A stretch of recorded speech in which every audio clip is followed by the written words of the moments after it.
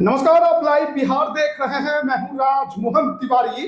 देखिए, 2025 विधानसभा चुनाव को लेकर लगातार हम अलग अलग जिलों के विधानसभा क्षेत्रों पर चर्चा कर रहे हैं, समझने की कोशिश कर रहे हैं कि उन विधानसभा सीटों पर इस बार किन मुद्दों के आधार पर जनता अपने मताधिकार का प्रयोग कर सकती है, पॉलिटिकल पार्टियों की रणनीति क्या है, और साथ ही सामाजिक समीकरण और फिर वो पहलवान कौन कौन है जो मैदान में उतरने को बेताब है। इस कड़ी में आज हम बात करने जा रहे हैं मधेपुरा जिले के आलमनगर विधानसभा सीट। यहाँ जेडीयू के नरेंद्र नारायण यादव लगातार कई बार से विधायक बनते आ रहे हैं, और ऐसे में क्या उनके खिलाफ इस बार एंटी इनकम्बेंसी बनेगी?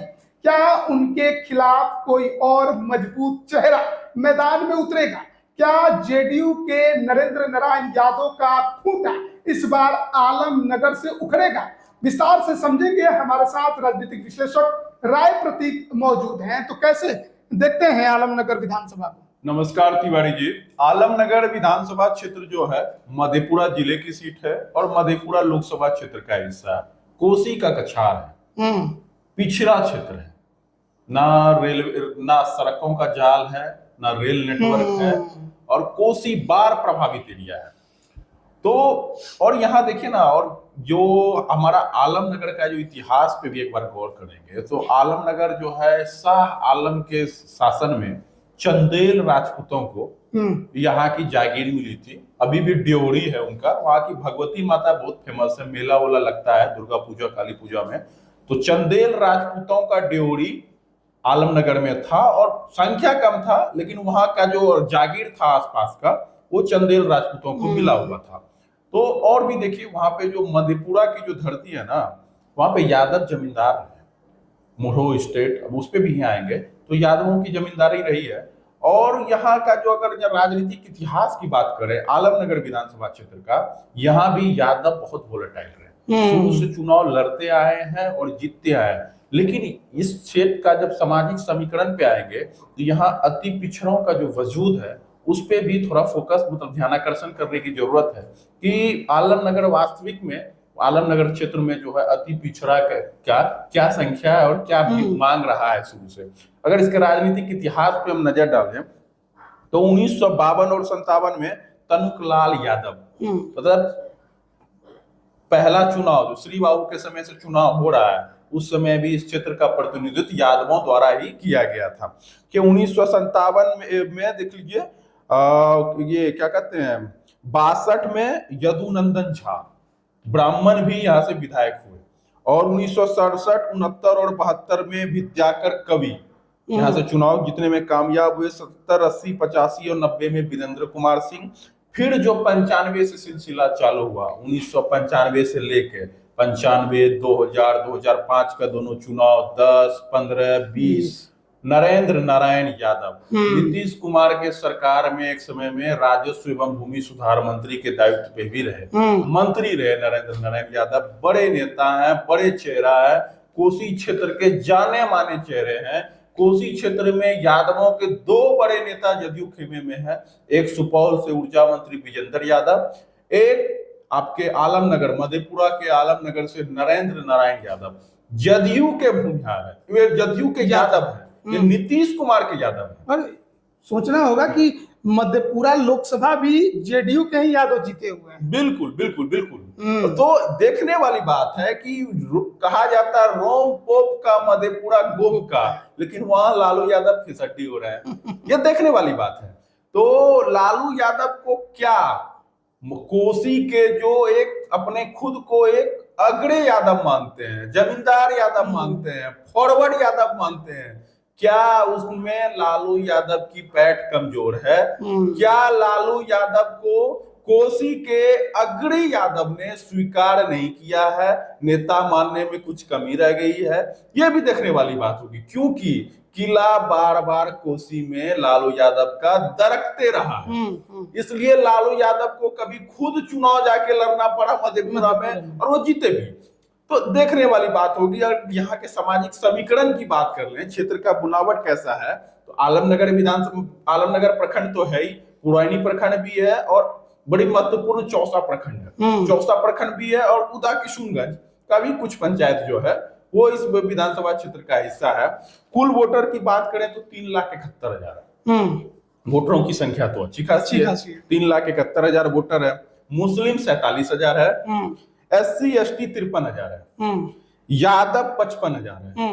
मिश्रित ही है, थोड़ा ठसक वाला मिश्रित है, बाहुल्यता नहीं है कि 1,80,000 70,000 इस हिसाब से यादवों की संख्या नहीं है।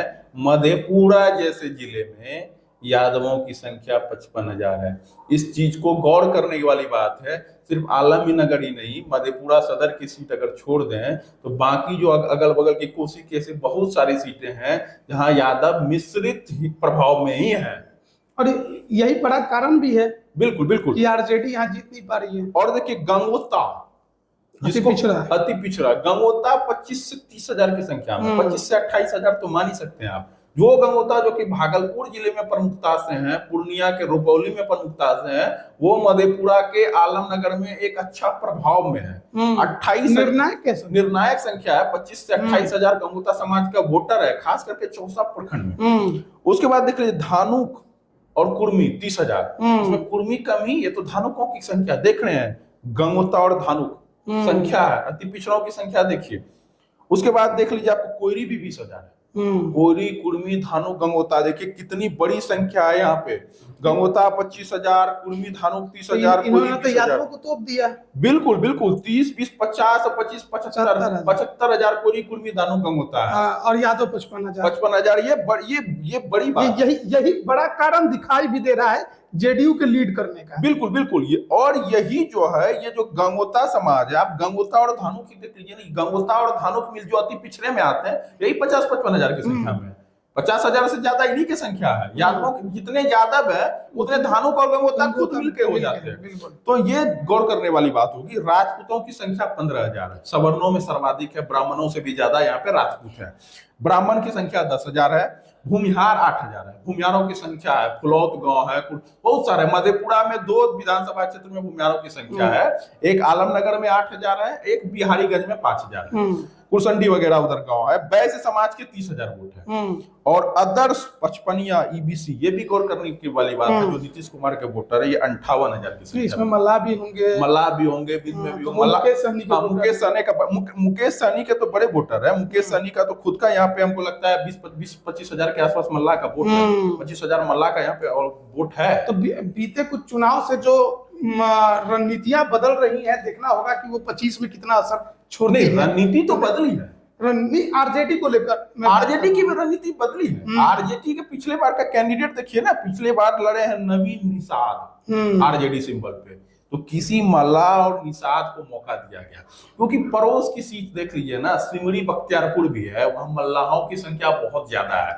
तो उसका जो सिमरी बख्तियारपुर में जो मल्लाह को टिकट नहीं देते थे लालू यादव, पिछले बार तो मुकेश सहनी लड़े, लेकिन वो जो एनडीए से लड़े, जो नहीं दे पाते वह मुस्लिमों को टिकट दिया गया, नवाब के परिवार से दिया जाता है चौधरी महबूब अली कैसर को। तो उसकी भरपाई के लिए आलमनगर जो है, वहां पे भी मल्लाह वोटर ठीक ठाक निर्णायक स्थिति में है, वहां से मल्लाहों को मौका दिया गया था।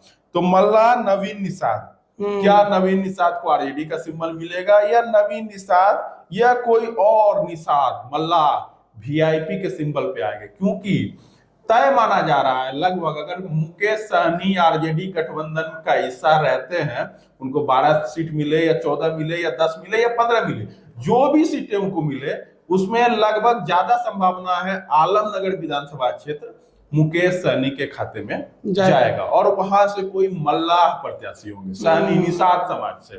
तो ये अति पिछड़ों को साधने की बड़ी कवायद होगी लालू परिवार के द्वारा।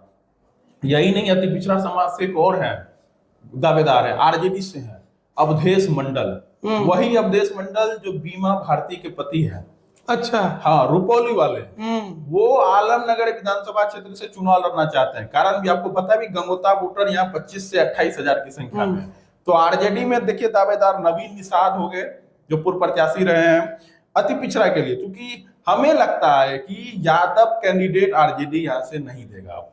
यहाँ आरजेडी जो है किसी अति पिछड़ा को मौका देगा, चाहे वो मल्लाह से हो या गंगोता समाज से हो या दानू समाज से हो। तो अवधेश मंडल भी है, नवीन निषाद भी है, मुकेश सहनी की पार्टी को सीट जाने की संभावना ज्यादा है। जदयू में नरेंद्र नारायण यादव है, बड़े नेता है, हमें लगता है फिर टिकट ले ही लेंगे, लेकिन उम्र का तकाजा है।